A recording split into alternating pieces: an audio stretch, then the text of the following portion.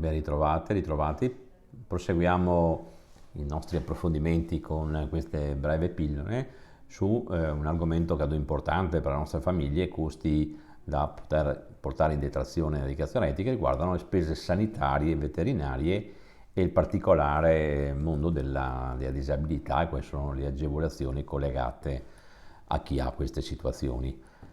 Partiamo dalle spese che, insomma, che usufruiamo, che paghiamo tutti, che sono quelle collegate a farmaci, ticket, degenze ospedaliere, prestazioni specialistiche, chirurgiche, analisi, dispositivi medici. Ecco, tutte queste spese sono agevolabili al 19% con una franchigia di 129 euro.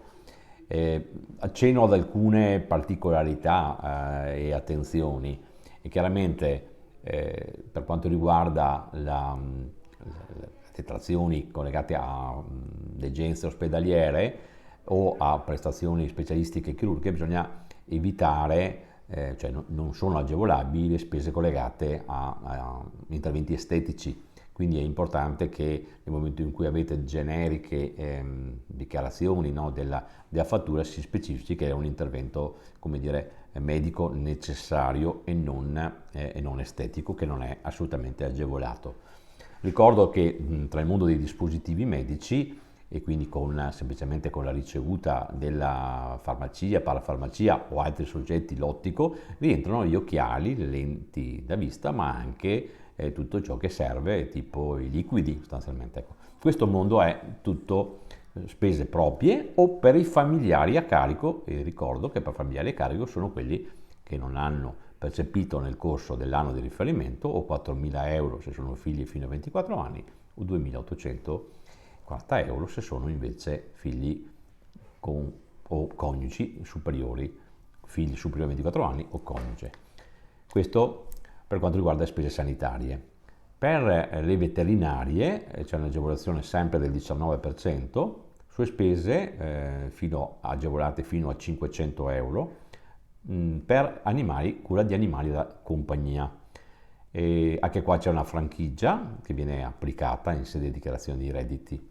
La detrazione è aumentata a 1.000 euro in caso di mantenimento di cani guida, insomma per i ciechi. Vediamo brevemente le agevolazioni in caso di disabilità. Nel caso di disabilità le agevolazioni invece che essere alla detrazione diventano deduzione, quindi come abbiamo già detto in altri momenti, in altre pillole, la deduzione varia in base al reddito dal 23 al 43%.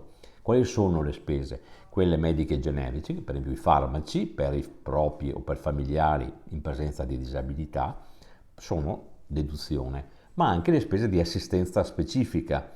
Cosa vuol dire? Sono spese di particolare personale che è addetto all'assistenza, facciamo l'esempio i ricoverati in casa di riposo, la retta della casa di riposo, sapete deve essere distinta tra quello che è alberghiero e quello che è assistenza. I costi di assistenza sono deducibili nella dichiarazione di redditi.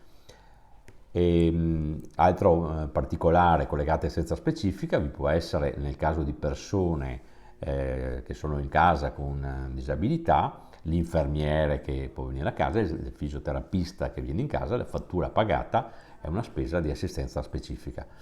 Ma ricordo un piccolo particolare, cosa significa soggetto con disabilità ai fini fiscali? Bisogna avere una certificazione, che potrebbe essere l'invalidità, attenzione al 100%, l'invalidità al 100% non è agevolabile con deduzione ma solo con detrazione la spesa per soggetti che non hanno il 100%, 60, 40 di invalidità, oppure avere la legge 104, se la persona che ho in casa o io ho disabilità certificata 104, le spese mediche generiche e di assistenza che sono necessarie per me sono onere deducibile. Altre spese che sono invece al 19 per i soggetti con disabilità riguardano quelle che sono per facilitare l'integrazione e l'autosufficienza.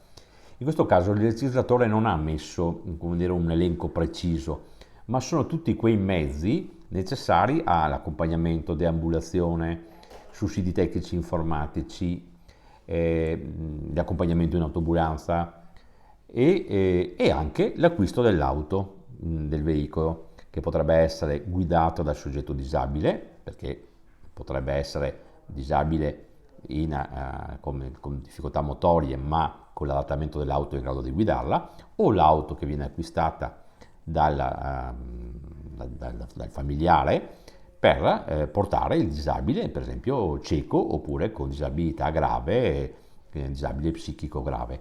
L'auto quindi è possibile, c'è una detrazione del 19% su circa 18.000 euro. Quindi spese per facilitare l'integrazione e l'autosufficienza. Sottolineo in particolare i sussidi tecnici e informatici, stanno aumentando per fortuna anche le tecnologie che possono supportare i soggetti con difficoltà. L'importante è che questo sussidio tecnico informatico venga in qualche modo prescritto, descritto necessario dal medico che è in cura il soggetto. Con questa certificazione posso portare in detrazione, faccio un esempio, il computer piuttosto che un cellulare per un soggetto che ha delle difficoltà di relazione, di integrazione. Finisco con le spese per gli addetti all'assistenza personale. Abbiamo detto in un'altra pillola le spese di contributi per i contratti colf badanti sono deduzione, i contributi, invece sono detrazione i costi, certo un limite massimo di 2.100 euro che è poca cosa, però 19% di 2.100 euro nel caso in cui io assumo la badante per assistere un soggetto con difficoltà, per me o per un familiare che ha la disabilità. Grazie.